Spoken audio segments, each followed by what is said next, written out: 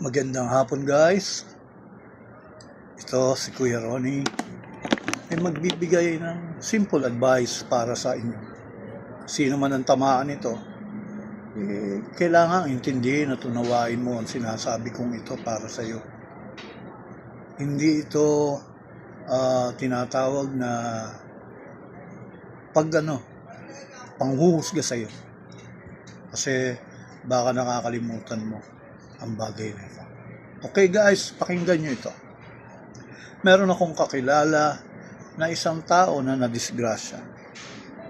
Isang tao na ang akala ng mga kamag-anak ay mamatay na ito. Pero hindi nangyari yung ganon. Kasi mahal pa rin siya ni Lord.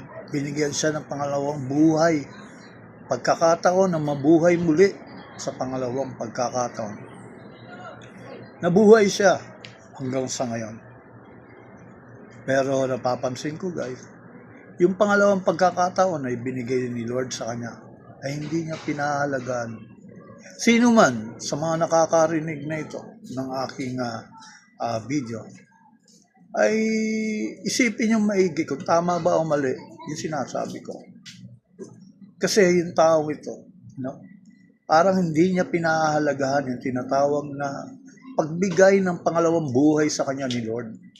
Marami sa mga tao sa atin, mahihirap, mayayaman, umihiling ng pangalawang buhay sa ating Panginoon. Yung mga mayayaman, inuubos halos ang kanilang yaman para mabuhay lang ang kanilang kamag-anak. Pero hindi nangyayari. Binabawi pa rin ni Lord ang kanyang buhay.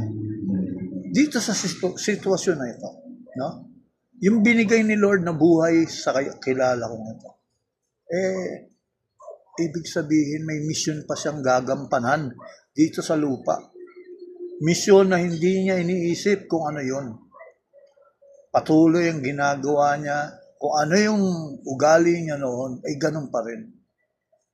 Walang sawa, walang tigil na pag-inom.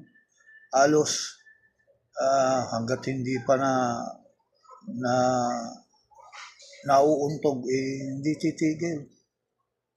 Minsan manghihingi pa yan sa ibang tao para mag-inom.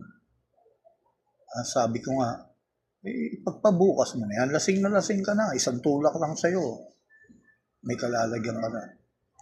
Lagi ko sabi sa taong ito, hindi mo kayang tumba ang alak.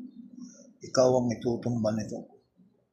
Katulad ng mga kaibigan mo nang nauna, mga kaibigan mo, kasabayan mo nagiinom,